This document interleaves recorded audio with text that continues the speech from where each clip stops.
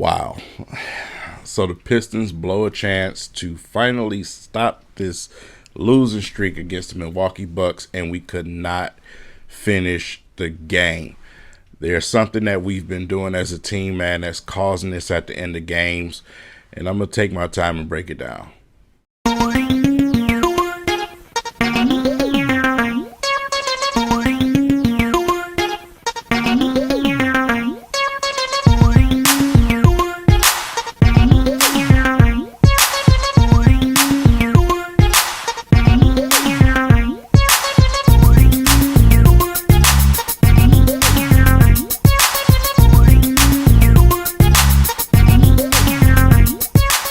All right, y'all. So let's break it down, man.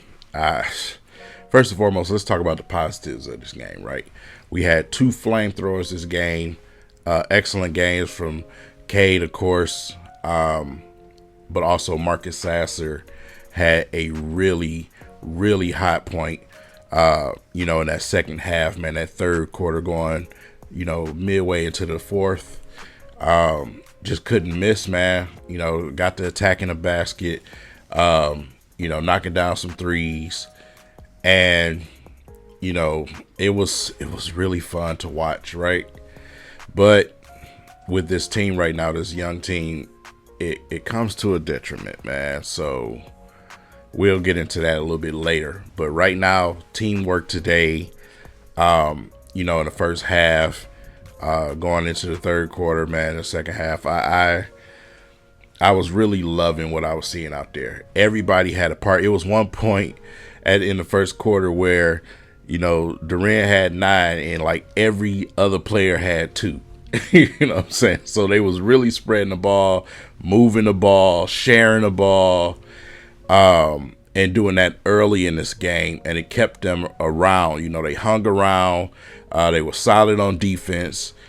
Isaiah Stewart was, man, agitating guys out there, guys trying to fight, blocked Giannis' shot, and that just set Giannis off. He just couldn't get right sense. Did he deserve to get ejected? No, he didn't. Let's just be honest about it. That was soft. But the Pistons got a lot of generous calls this game. A lot of generous calls. So I can't even bring the refs into it.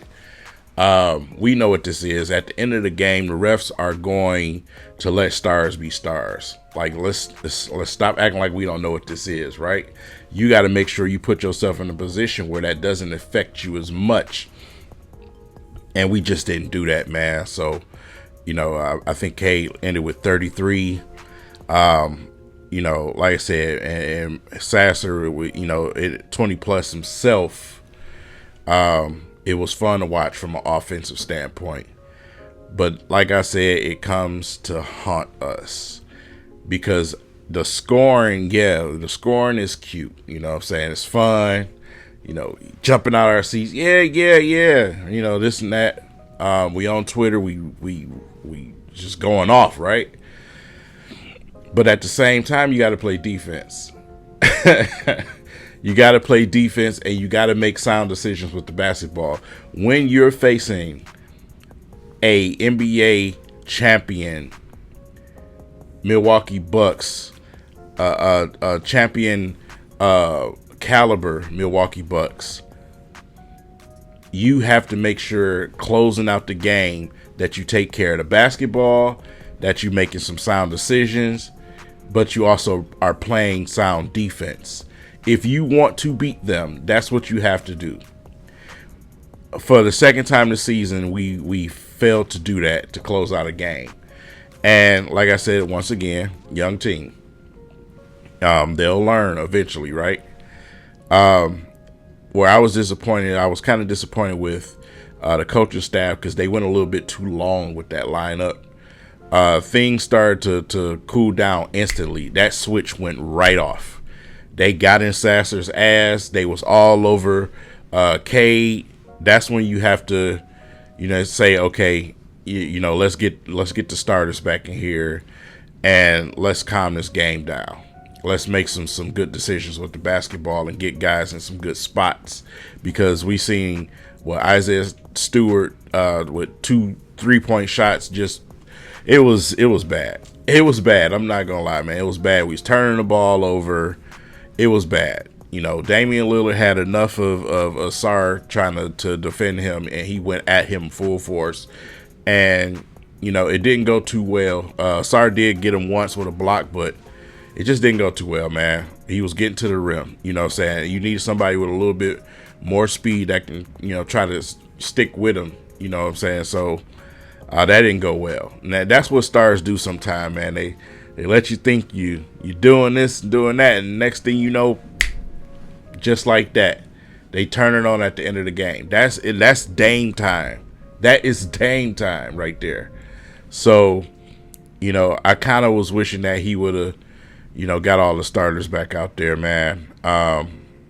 You know, like I said, I would rather have a guy in Killian Hayes out there simply for defensive play purposes, but also to run the offense.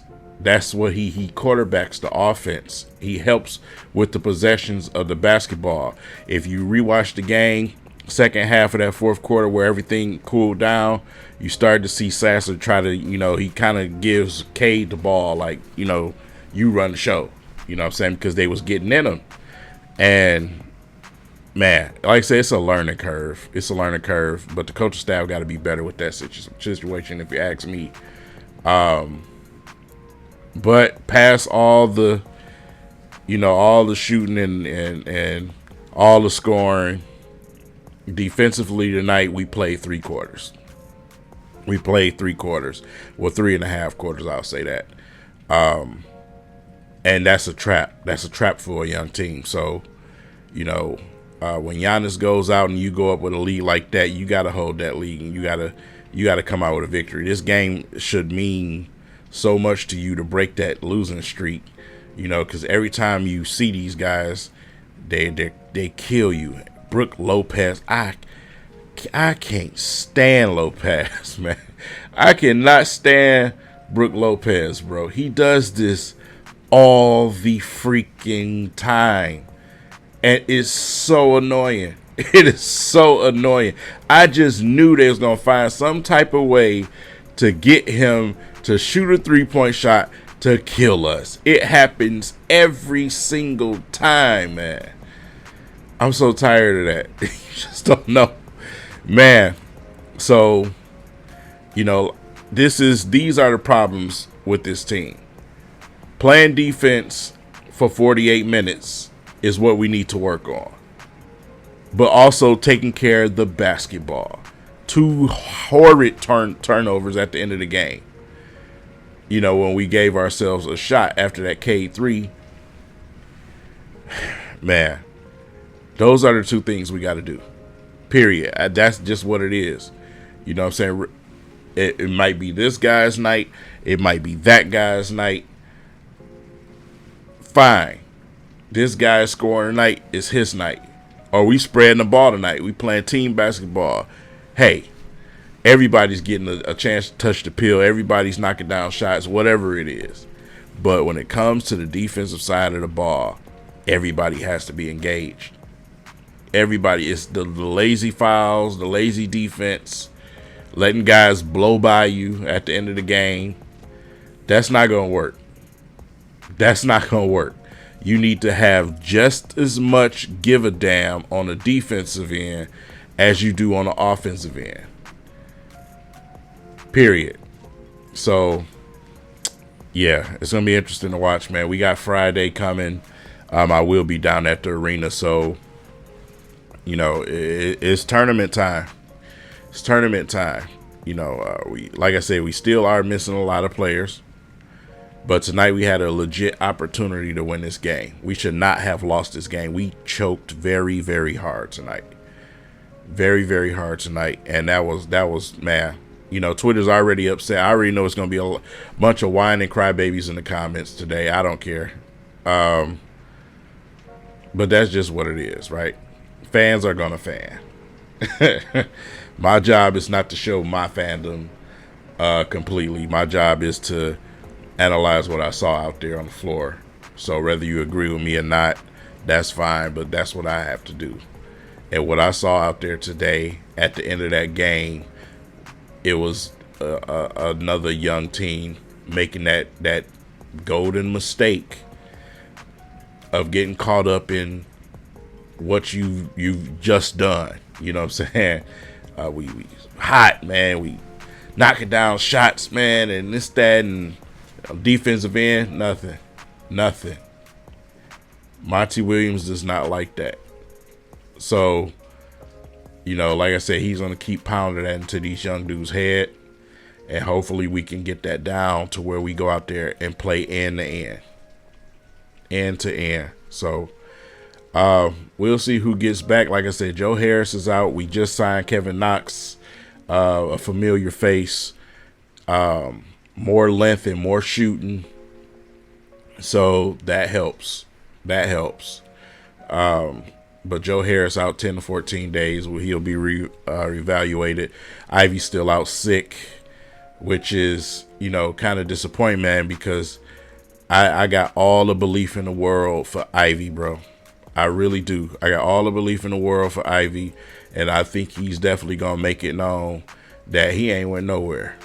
You know what I'm saying? He's, like I said, whether he's on the bench or starting or not, I just want to see him get his correct amount of minutes out there and go out there and demand minutes, demand his respect. So Ivy is 100% still a dog. he is, man. So we'll continue to see what happens with that situation. But me and Downtown Deuce, man, we are getting ready to do part 2 of an interview with Mr. Javen Hunter, Jaden Ivey's father. That'll be next Wednesday at 6 p.m. So make sure you guys are looking for that. But it should be fun. So, man, we move on to the next game. It's Philly. God, his schedule is just not going to let up on us. But, all we can do is go out and give the effort that we've been given. And hopefully we can learn from these situations and try to get better. With that said, leave it in the comment section. Let me know what you guys thought about the end of that game and how it ended. Yeah. Just be sensible and respectful. That's all I ask. And I'll see you guys in the next video. Peace.